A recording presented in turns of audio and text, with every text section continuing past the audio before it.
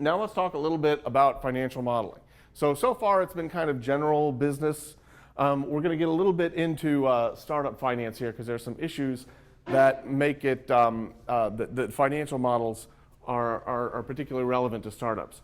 First of all, it's important to note that when I talk about a financial model, I'm talking about something different than the accounting books. The accounts and the books, the bookkeeping, that usually looks backwards. That's what have we done. And that's what you use with your QuickBooks Online or your Xero or paper if you're a dinosaur. The financial model is supposed to look more forward. Now you might say, well, is that a budget? Technically you could call it that. It does talk about money coming in and money going out, but it's used by startups to be a little bit more sophisticated. Budget is usually something people would think of as being simpler. You're going to have a lot of information about customer acquisition costs and churn rates and things that you wouldn't necessarily put in a budget, or things that would be considered very sophisticated for a budget. It's more of an overall financial model. And we strongly recommend them to startups, especially if you're raising money, but not exclusively. They're useful for a variety of reasons, including planning. So you can plan your expenses with these. You can plan your hiring, like we'll be able to afford this person at this point in time. Also fundraising, like we will run out of cash on this date if we don't start fundraising. And because there is a lag time on raising funding, you definitely want to know when your cash zero date is. So that will tell you, several months ahead of time, you want to start planning your funding. It's also something that your investors will use for due diligence. It's oftentimes one of the triggers if people have been sort of flying by the seat of their pants. The time they start to raise like a Series A, or they start talking to VCs, or when they realize they need one. I'd recommend it before then, but that's one of that's sort of the last time. It's one of the late triggers. It's also good for testing alternative scenarios. Oftentimes companies will say, look, if I raise this much money, I can only grow this fast. But if I raise twice as much, I can put my foot on the gas. I can either last twice as long or last the same amount of time at twice the growth rate because I'm able to invest more in the business. Comparing those is a financial model makes it easy to sort of do those war games. Also, when you have a financial model, you sort of had what you expected to do, and then as time goes on, you can start overlaying what you actually did, and it will start to point out the differences between your plan and your actual performance.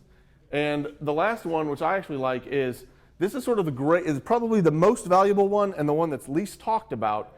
There is a value in creating it because it causes you, it's sort of a forcing function to get you to think about the business and how the different pieces interrelate. Like, we always assumed that we'd have a sales hockey stick, and we always assumed that we'd hire a sales force. But until you put it in a financial model, you might not realize, well, we're actually assuming the hockey stick happens 3 months after we hire our salespeople, which doesn't make sense, so we need to replan that. So I like to say the greatest value of a financial model is the fact that it requires you to make it.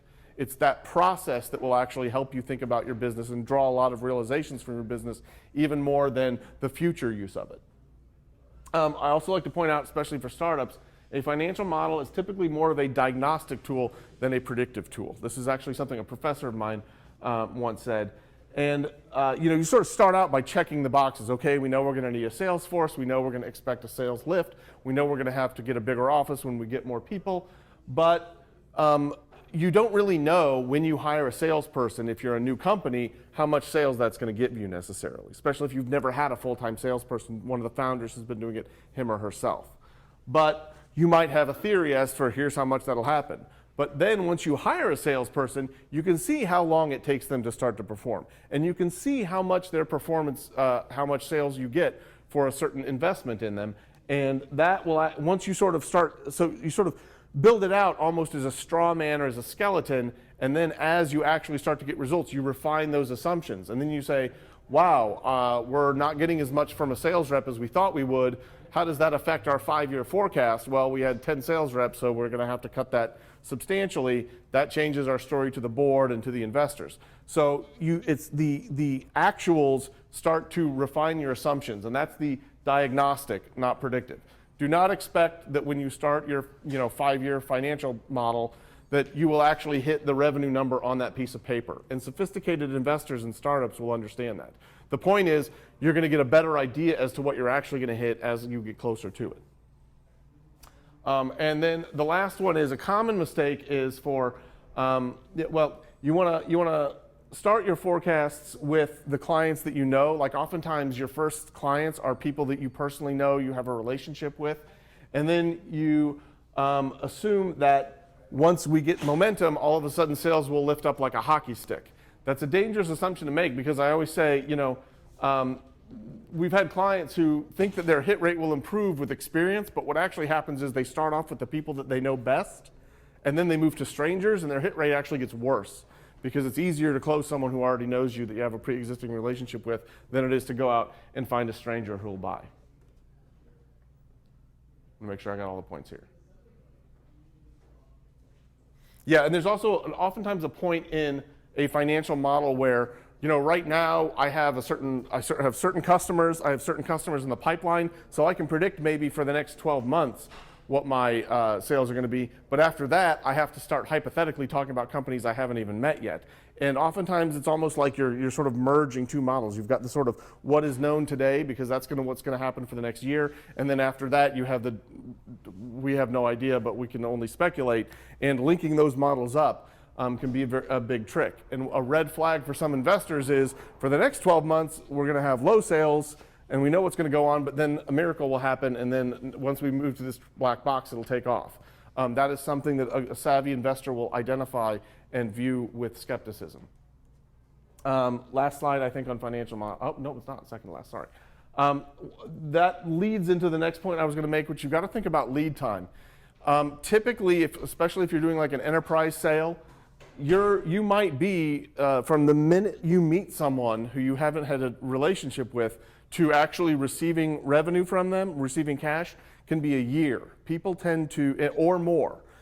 Founders, oftentimes very optimistic by nature, tend to underestimate how hard it will be to close. You have to meet them, you have to schedule a meeting, you have to introduce them to the product or service you're offering, then you have to then they're going to recommend you to this person who's actually going to make the decision. Then you have to convince the decision maker. Then you have to go through the purchasing process. Then you have to get approved. You have to provide the service. Then you have to bill them for it. And then finally, they pay you.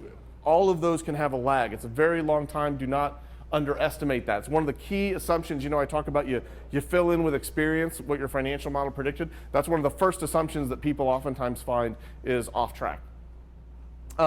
In terms of developing a financial model, people like myself oftentimes do this for our clients. There are some off-the-shelf models you can buy, like Cheap and Simple. Or I shouldn't say buy, like you just find them online through a lot of the blogs. Generally speaking, the more standardized the model will be, generally they're pretty good at operating expenses and headcounts. They'll say when do you want to hire people, how much you're going to pay in rent, don't forget to put something in there for insurance. They're pretty good about that. They tend to be a little bit weaker on revenue and direct cost model. Specifically, you have to predict, this requires your pricing plan, your trade up, your churn, and the off-the-shelf models are usually not sophisticated enough. Those I typically recommend doing custom. And by the way, a typical model, I didn't put this on the slide, is for a good fundraising campaign, 60 months, which is 5 years by month, is sort of an industry standard. You might, if you're earlier stage, be able to get away with just an annual plan, like here's where our revenue will be in 5 years. But the bigger the company gets, the more they'll expect something like a 5-year floating. Also important to note that the model must be sophisticated enough to answer investor questions, but not so complicated they can't understand it. So this is one of an experience near and dear to my heart. We had a client who made this inordinately complicated model, and our thought was, look, we can't show this to the investor. It'll take them 6 months to even understand it. They've got too many options, too many companies they're looking at. So let's make a simplified version. The problem is investors don't want to hear that. The first thing they'll say is you give them a simplified version, they go, well, where'd you get this assumption? And you say, well, it came out of our other model. And now they're thinking that you're hiding something from them. So you've got to sort of have one model, and it's got to be both. It's got to be simple enough for them to understand, complicated enough for you to capture the nuances of your business. So I always say, never let your model get more complicated than you can explain. Most people don't start out with an inordinately complicated model, but it grows over time. And oftentimes you go, well, we build this model for our one product, but we're going to go to 2 products. Well, now you've literally doubled the size of your model.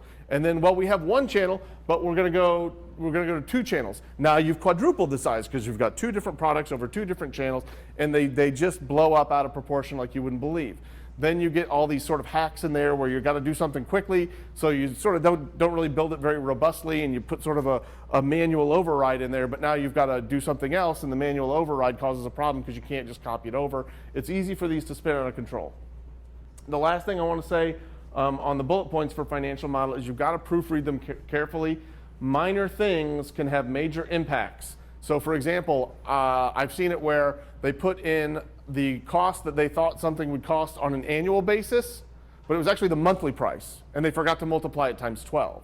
So they went to an investor and they showed them here's what the cost is, and then they had to go back to the investor and goes, oh yeah, our cost is going to be 12 times what we thought it would. That's obviously very bad. Now the reality is these things are a little bit speculative. So what practically happens is if you realize you're way off on your cost, you can adjust something else somewhere else to compensate for it, because we don't actually know the answer anyway.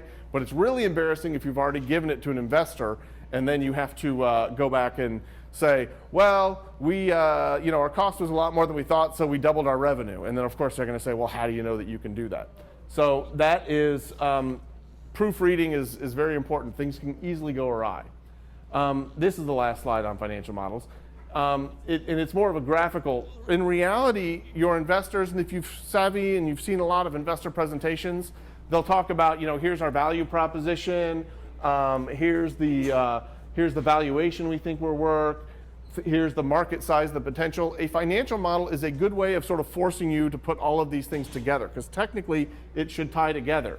If you have customers and you have an acquisition cost versus the value, sort of a payback, a firm payback, that should be consistent with your unit economics. That should be based off the cost structure of the direct pricing that you're doing.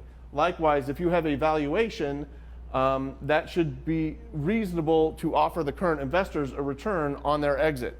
So for example, I had a client who said, well, I think I'm worth X million dollars because I need $2 million, and then they will, and I did the calculation. I said, well, under a good scenario, you would be exiting and the investor would get 4 times their money back. The reality is most angel investors are looking at 10 to 20 times their money back, so you actually need to cut your valuation in half.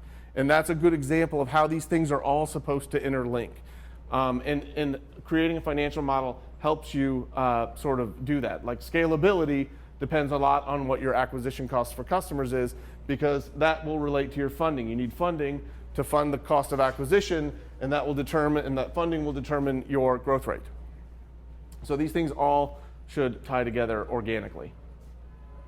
And consistency, if I had to say one word on this slide, you want consistency among all of those economics.